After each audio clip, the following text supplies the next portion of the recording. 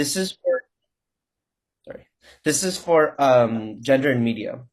Oh, nice. Yeah. Oh, I think that student that I spoke with earlier, it was for the same class. If I'm Right? I'm It might be. It might be. It's our final project, and ah. it's a little hard to get in touch with people. So Mm-hmm. yeah. Okay, cool. Well, I'm all here. Thank you. Alrighty. So let's start with your name, please, and Yes. your position and where you work. So I am Lupe Llerenas. That's Lupellerenes. I am a multimedia entertainment journalist and content creator on social media. Great. Um, my first question, I was thinking of questions earlier. So my first question is, how would you explain journalism to somebody, say for example, I don't know if you're first generation or not, but say for example, like my parents, who have probably been around media their whole life, but don't know specifically what journalism is. How would you describe that to them? Yeah, so I would say that that journalism is storytelling, a way of informing audience and people about the world and connecting them to other things they might not be aware of. Interesting. So I'm a screenwriting major myself. Uh-huh. Nice. And it's funny because you know Lucero, right? Yes, I do. We have this conversation all the time where it's like, okay, like I'm like my storytelling, like I feel it's not as because you guys are reporting like real world things, you know? And like my storytelling, I'm just making it. Oh, did you freeze? Oh, there we go. Yeah, I froze. Sorry. Did you catch what I said? You said you guys, and that's its up. Your storytelling, you're reporting on real things. Like these are Uh, real stories. And I'm like, uh-huh. man, I'm just making stuff up, you know? It's like it's not as good as you guys. Listen, you have us there entertained. Right? Yeah. So what does your job, what do you do on like a day-to-day basis of your job? On a day-to-day basis. So I am a multimedia entertainment journalist. So I freelance for a majority of my work, if not all. I contribute to various art organizations and platforms such as um, the Associated Press Entertainment, We Are Me Too, which is a Latino publication, Hip Hop DX, which is a hip hop music publication. Oh, I love that one. Yeah, I I love love Hip Hop DX. And then the Associated Press is more on like news, actual like global news, but they have an entertainment side in which we focus about everything entertainment, film, movie, breaking news within entertainment. Mhm. So I contribute to that. I also contribute to a few radio stations within iHeartRadio. And that is iHeartRadio for Real 92.3 Los Angeles, which is here in LA, Yes. Kiss FM, and 104.3 My FM, which are all radio stations. And then I do some social media work as well as a content creator. So it's basically the work that I do as a journalist transformed into video form. So Mhm. I've this year I've been working closely with Warner Brothers.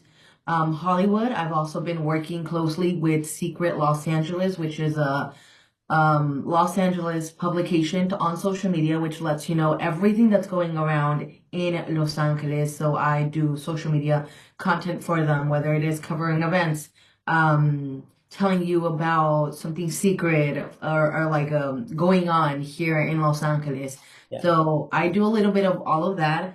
This year itself, but past years I've been actually working with like full time just with one publication, but this year itself, it was all about that. So for example, when you say you work, let's take Warner Brothers for example. Do you publish this on your own social media platforms or like on their behalf On or their behalf, on their their, behalf? it all goes on their site. I'm able to post stuff here and there, Mhm. but the content that I do goes strictly on their social media. So if you look on their TikTok, if you look on their Instagram, Mhm. you'll see my familiar face on there talking about Gilmore Girls or DC Universe, Yeah. things like that. Yeah. Interesting. Interesting. Quick little Uh-huh. change of gears. Where were you born and how was your childhood? Yeah, so I was born in the San Fernando Valley, born and raised here in the San Fernando Valley, and Going to CSUN was not a choice. It was actually my last resource. But since your girl got rejected by a lot of schools, we ended up going to CSUN. But I am forever grateful for my experience going there. Life had a way of working out. Mm, And then growing up for me, I was the youngest, or I am the youngest of five kids, both parents. However, I was always surrounded by music, the radio, and I can vividly remember waking up on the weekends to go watch cartoons with my brothers. So a yeah. lot of that revolves around watching TV, telenovelas with my mom, the news at 6 p.m., hearing my dad play radio and like having the sports games go through the radio sound. So a lot of that has to do with all of that, which ended up playing out now as an adult. Yeah, interesting. I'm also the youngest of five, so Oh that's funny. yeah? Yeah, I feel like I don't know if this is the case for you, but I feel like my personality is just a mixture of everything that I grabbed from my older siblings. I don't know if it's the same for you. Yes, but a lot of it for me has been like, okay, I'm not gonna do that. Okay, that's cool. Let me do that. Exactly, exactly. Yeah, yeah, Yeah, uh-huh. that's funny. You know what? I see a similar I guess passion or fire inside of you I'm sorry, that I share when it comes to the media that our parents exposed us to. Yeah, yeah. Um A lot of what I knew growing up came from watching my parents. I mean, mm, my dad used to be, or still to this day, now he watches it on TV, but before he would watch, like, he listened to the radio and it was sports games. It was yeah, Los Angeles Dodgers on the radio. exactly. And my mom, like, we would watch telenovelas, like soap operas, and like little did I know that I would essentially work in like media with that. And then Yeah. we'd sit on like 6 p.m. in the evening to watch the news and we'd talk about things like the crazy stuff that would happen on the news. And those would be topic of conversations that would happen throughout the day for both of us or for the family. And then here we are, like it's a little cycle that I Right? has Yeah. repeated itself over and over again because I literally vividly remember all of that, and then Yeah. here, you know. Yeah, I feel like a little goal of mine. I mean, obviously I haven't gotten there yet. I'm still a student, but a little goal of mine is to possibly work for like Univision or like, you Ooh, know, a yeah. screenwrite for telenovelas. Like I feel like there's this dream of mine. We'll call it a goal, but more like a dream of mine to have my parents watch a novela that I had a hand Oh in, man, that would be incredible. I right? mean, all I wanted when I was like growing into my field as a journalist, was for my parents to understand the work that I did. And Yeah. while I did start in full force just English. A lot of the work I'd be like, oh, look, this is what I did today, or this is like, and they'd be like, oh, that's cool, that's awesome. But it wasn't until I started interviewing in Spanish as well and doing Spanish work Hmm. in which they were just like, aha, like Yeah. that's what you've been Right. doing. I'm like, yep, this is what I'm doing.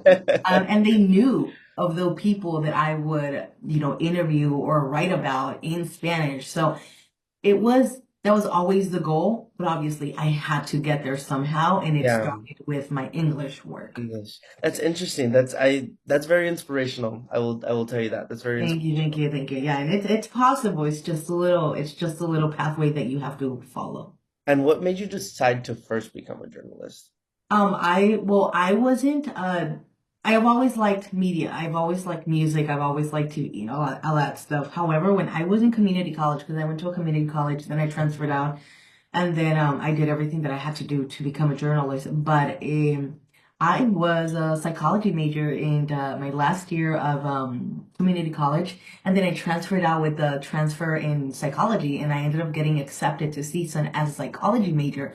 However, when I got there the last year of community college, I was just like, yo, this is not for me. Yeah. Like, I'm not like, it's cool. Love how the brain works is No, yeah, why yeah. I get fascinating, but I'm like, I don't want to do this for the rest of my life. And so I transferred out, and once I got into CSUN and I realized that that's where I was going to go, I spoke to my counselors and I was like, I'm not about to do psychology for the rest of my life. I'm like, I don't think I want to be a psychologist. I'm sure I am a people person. I love to talk and, I like to help others, but I'm like, I'm sure there's another way for me to help others. And so I'm like, I don't know what I want right now. But I like this, and that. And so I told my counselor, and my counselor was like, well, here are some options based on what you just mentioned. And so after taking that summer break of between like transferring out summer and then the fall, Yes. I ended up like finalizing the fact that I would go into gender women's studies with an emphasis in media and communications and journalism. So I am forever grateful that I had that epiphany of I don't want to do this anymore in psychology. Let me Yes. find something else. And I was able to relate and really like since my season days, I would write about social justice issues and relate it to music. Like I remember I would write um how like hip hop and gun violence would Mm, play a role in music videos or how a like women in the media space were underrepresented and yes. I write papers about that. So a lot of that I made it work and it wasn't until like my last year of journalism at CSUN I got internships. I got 5 internships all within like the span of the year and a half before graduation. And that was my door to essentially getting my way into the field. Yeah. Nice. Mhm. You know what? Those epiphanies are beautiful, and I never feel like time is ever wasted. I Oh feel like, no, absolutely not. Maybe at that point you're like, time is running out, right. but at Yeah, the end of the day, like the time is always gonna be there. It's just as exactly. we're so like statically about what's happening. Exactly. I can 100% relate to both my sisters are psychologists. So Yeah. That's that's also very near and dear to my heart. I get uh-huh. it. Yeah, and I mean both of my brothers run businesses and I'm kind of the oddball out. But Uh-huh. man, I couldn't picture myself doing anything else. And I'm sure you feel the same way. Yeah. Um, I think we have all of this like just passion and stories like wanting to come out of us and Hmm. we need to get that out. So yeah, Yeah. I can definitely relate to that. Um, how was your first job in journalism and what kind of challenges did you face in that? My first job in journalism was one of my internships that became a job, and it was as an editorial writer for a magazine, a gossip magazine called Us Weekly. Mm, Didn't really like the gossip side, but I knew that I had to stick with the job because writing is crucial to my career, and I wanted to continue to grow as a writer, and that was my way of working still within entertainment a little bit, and then writing and just building that connection. And I won't ever forget. I would go from the Valley to Westwood, which where the offices was at, and it was we started, they had me like look through social media and like pick out stories. But what I didn't really like about the job is that we would spy a lot. Like we would spy on a lot of mm, celebrities to come up with our stories. And that just wasn't sitting well with me. So yeah, after about 8 months or so, I ended up leaving the job to go into social media and marketing, which is still within journalism. But I forever grateful that I was able to intern and have that internship turn into a job. So the internship was about 3 months, and then obviously the 8 months of working with the company. And then I ended up going into social media and marketing, and that was for a broadcast TV called Revolt TV. mhm, And I learned a lot about social media and marketing, and I also learned that I didn't really like social media and marketing for other people. There was just a lot of like nitty-gritty stuff that goes behind the scenes of social media that just for me just wasn't it. I yeah, stayed and I learned. I got laid off, and that was my first big layoff that I ever had.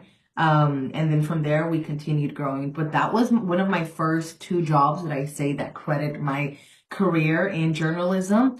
I didn't really like them that much, but um, I stuck it up and it allowed me to grow even more and see what I like and what I didn't like about specific things within the spectrum of journalism or communications. right. And I think that also ties into what we were like literally just talking about how no time is time wasted because even then, right? It's like Hmm.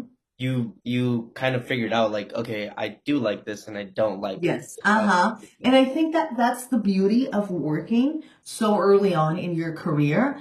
You Mm, get to see what works for you, what doesn't, what you like, what you don't, and like that. As you continue to grow, you're like, okay, well, I didn't like that in the past or this and that. I also did in between my internships and like getting like real girl, big girl jobs. I did public not public assistant. I did to work um PA work. oh yes, It's personal called assistant, like no, was it no, is it personal assistant? production assistant. Production assistant. I Yes. did production assistant work. It was cool. It was cool, but I also hated the long hours. The Mm, long hours and just how it was just um it just wasn't for me. I did commercials, I did music videos, but I very thankful to the people that gave me the opportunity. And it also allowed me to see that production is not much of what I do, but yeah. that is what makes the entire thing. Yeah, of So course. Yeah, yeah. that's where the hours are. Yeah. Yeah, those Yep. hours are, yeah. Have you experienced workplace tokenism? I would say in one of my jobs, which was Revolt TV, not much in like sexism or anything like that, Mm, but it was the fact that my boss at that time, he had favoritism towards men. And when it came to going into meetings or going into certain aspects in which my boss would be around, he would go towards the men. And for the women in general, he would just brush us off and be like, okay, well, that's cool. Next. So he wouldn't really take the women in consideration with our advice, with our opinions. So that made that job a little bit tiring and worrying to a certain extent. mm. But now, nearly almost 10 years later, I see why that boss specifically was like that. He's currently under investigation. His name is Puff Daddy. So Oh, yeah, he was my boss for almost 2 years. wow. And now that everything has come to light, we are able to see why some things were like that. But not to the extent because I still loved showing up to work. We still Yeah. did what we had to do.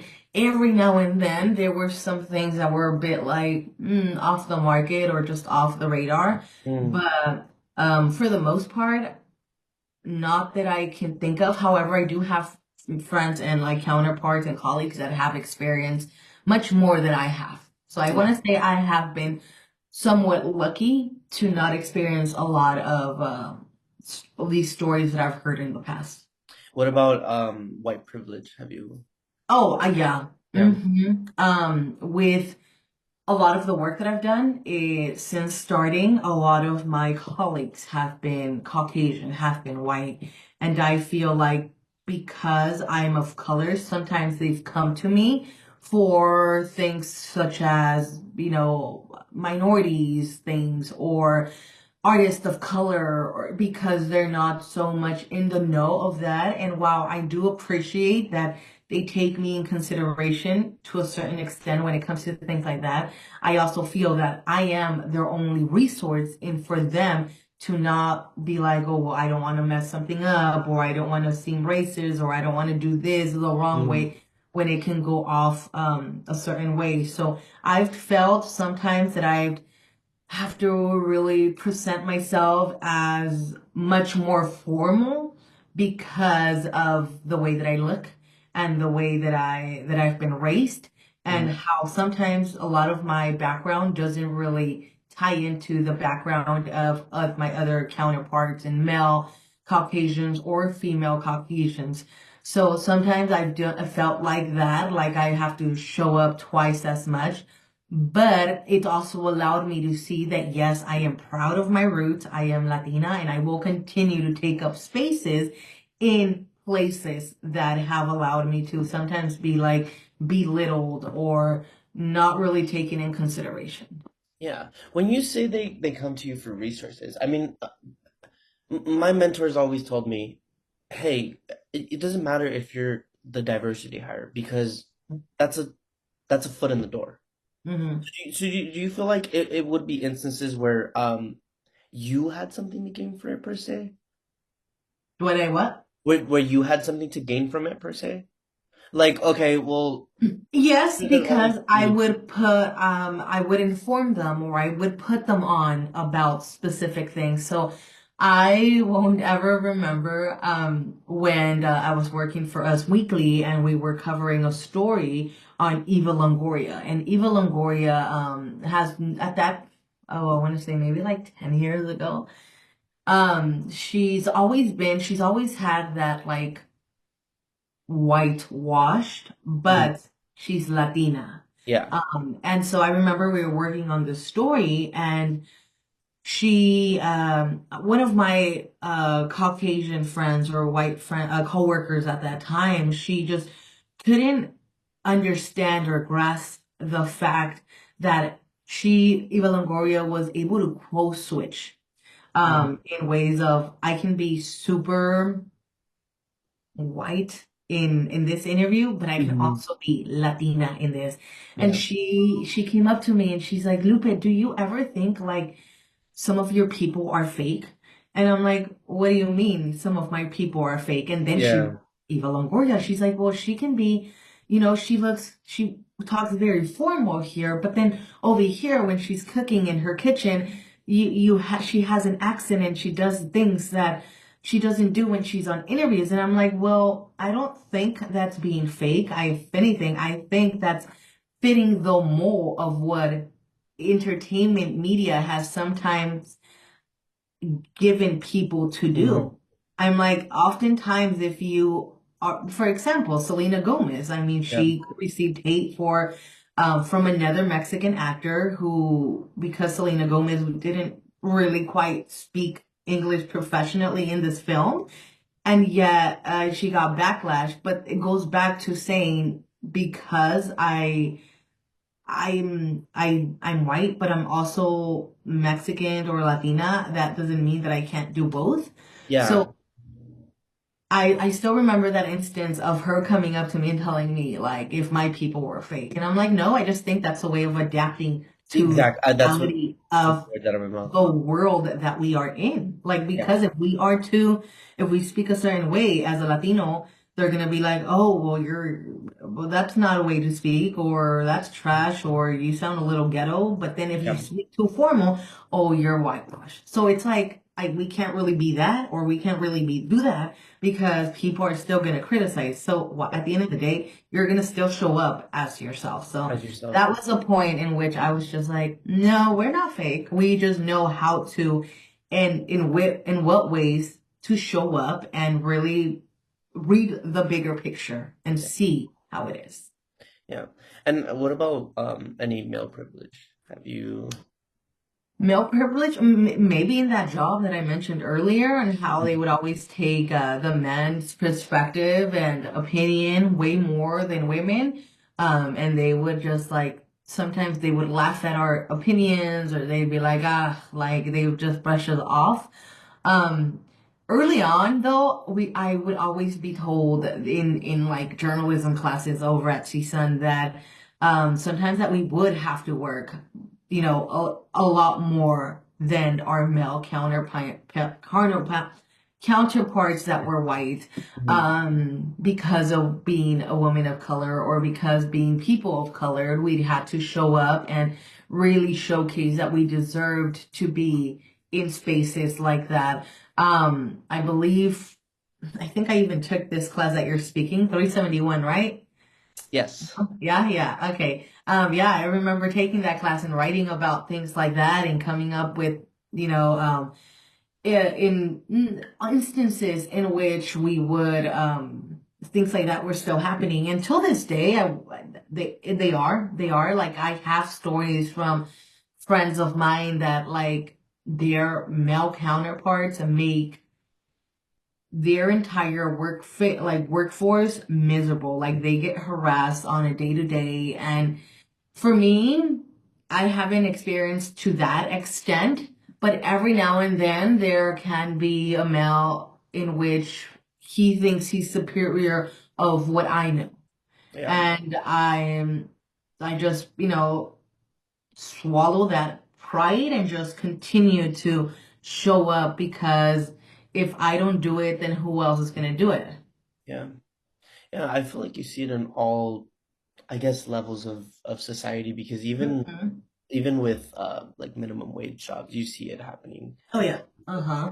Yeah, and it's very prevalent, and it gets Mm-hmm. sometimes. It very much is. But at the end of the day, you continue to show up for yourself. You continue to show up for others because that is the only way we are gonna be able to suppress opinions and people of that matter. Yeah, yeah. I won't take up too much more of your No, time. of course I'm here. I have one last question. What would you tell, what would you want to tell a young minority journalist? Go out there, take space, take up space. There's a voice for your voice to be told.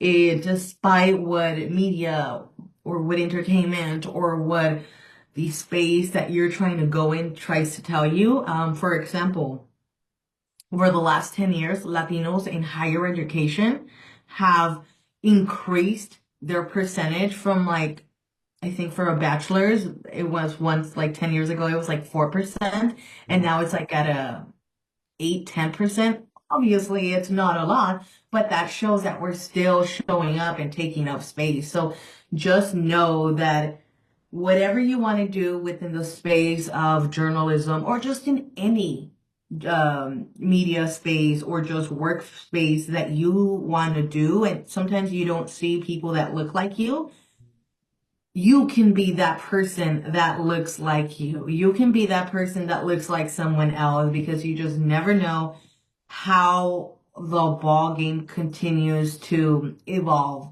Yeah, And at the end of the day, just not give up. And if you have that that spark, that's something in you to want to do it, do it. Even if you're scared. If you're scared, still do it. Because if you don't do it, you're gonna regret it. yeah, yeah. Thank you for that. I feel like you're talking directly to me. I'm talking to everyone, talking to you, talking to myself. I'm like, yeah, yeah. Oh no, yeah, I still tell myself, like, girl, show up. yeah, Show up. You might not want to, but still show up. Do it for yourself. Do it for your ancestors. Do it for the people that paved the way for you so you can continue to pave the way for others. yeah. Exactly, exactly. Especially when you have, your parents that, at least my parents, that made such a huge sacrifice to get us here. Yeah, The least we exactly. can But, do is mm-hmm. continue bearing that torch and And yeah, and at the end of the day, also, I guess, also fulfilling a dream, not only for us, but also for them. yeah, yeah. Hmm. Well, Lupe, I really appreciate your time. No, of course. I hope you get a good grade on your on your final. And if there's anything else I can do next semester or the following semester, hit me up. You have my email. And if you need anything else, let me know. I'm here to Thank you help. so much. I appreciate the time and Of course. you and good luck with All your. right. No, thank you. Good luck with everything, and we'll stay connected. Thank you so much. I All appreciate it. right. Of course. Have a good day. Bye.